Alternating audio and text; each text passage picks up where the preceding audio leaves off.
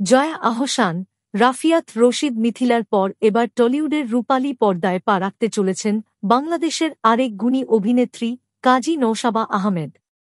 দর্শকদের জন্য সুখবর। অনিক দত্ত পরিচালিত বহু প্রতীক্ষিত সিনেমা যত কাণ্ড কলকাতাতেই অবশেষে মুক্তির আলো দেখতে চলেছে।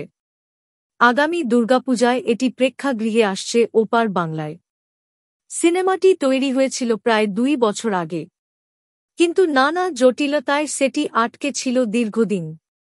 গতকাল প্রযোজনা প্রতিষ্ঠান ফ্রেন্ডস কমিউনিকেশন অবশেষে সিনেমার মোশন পোস্টার প্রকাশ করে মুক্তির ঘোষণা দিয়েছে। এই সিনেমার গল্প সাজানো হয়েছে ফেলুদার ধাঁচে ধাঁধা ও রহস্যের আবহে। মূল চরিত্রে রয়েছেন ওপার বাংলার জনপ্রিয় অভিনেতা আবির চ্যাটার্জি, আর নওশাবা অভিনয় করেছেন এক বাংলাদেশি মেয়ের চরিত্রে, যে তার শিকড়ের খোঁজে কলকাতায় আসে। নওশাবা নিজেই জানিয়েছেন, আমার আর আবিরের চরিত্র দুটোই ফেলুদা ভক্ত। এ কারণেই আমাদের এক হওয়া। গোটা সিনেমা জুড়ে ফেলুদার রহস্যময়তা আর সত্যজিৎ রায়ের প্রতি এক গভীর শ্রদ্ধা কাজ করেছে। তিনি আরও বলেন, এই কাজটা আমার কাছে ছিল একেবারেই ম্যাজিকের মতো।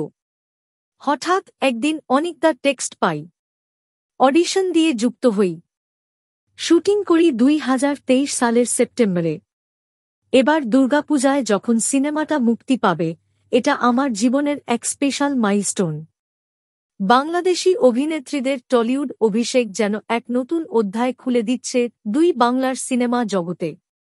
যত কাণ্ড কলকাতাতেই এই সিনেমা কি পারবে সেই সোনালী সংযোগ আরও দৃঢ় করতে, তা জানতে অপেক্ষা করতে হবে এবারের দুর্গাপূজা পর্যন্ত।